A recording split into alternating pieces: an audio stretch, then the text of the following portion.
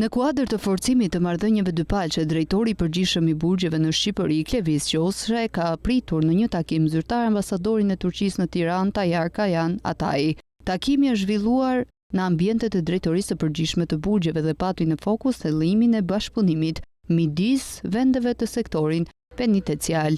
Gjatë bisedës, drejtori Qosre theksoi nevojën për përfshirjen e ekspertizës turke në aspektet kyçe të sistemit të burgjeve, duke përfshirë trajnimin e stafit, proceset e rehabilitimit dhe integrimin e të dënuarve.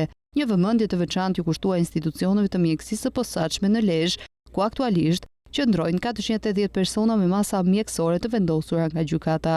Ai gjithashtu propozoi organizimin e vizitave studimore për stafin shqiptar në institucionet homologe turke, me qëllim shkëmbimin e përvojave dhe standardeve më të mira në menaxhimin e institucioneve të vuajtjes së dënimit. Nga ana e tij, ambasadori Atay falenderoi për mikpritjen dhe nënvizoi gatishmërinë e Turqisë për të kontribuar në projektet konkrete në forcimin e sistemit penitencial të Shqipërisë. Ai përmendi marrëdhënie shumë të mira ndërinstitucionale dhe politike midis dy vendeve, duke vënë theksin në bashkëpunimin në çështje të rëndësishme si ekstradimi i shtetasve dhe shkëmbimi i informacionit. Ai bëri të ditur gjithashtu se në muajin korrik pritet vizita zyrtare e ministrit të drejtësisë të Turqisë në Tiranë, gjatë së cilës do të diskutohet një agjendë zgjeruar bashkëpunimi. Ky takim përbën një hap të rëndësishëm drejt modernizimit të sistemit penitenciar në Shqipëri dhe rritjen e standardeve të trajtimit dhe rehabilitimit të dënuarve në frymën e bashkëpunimit ndërkombëtar dhe mbështetjen e ndërsjellët.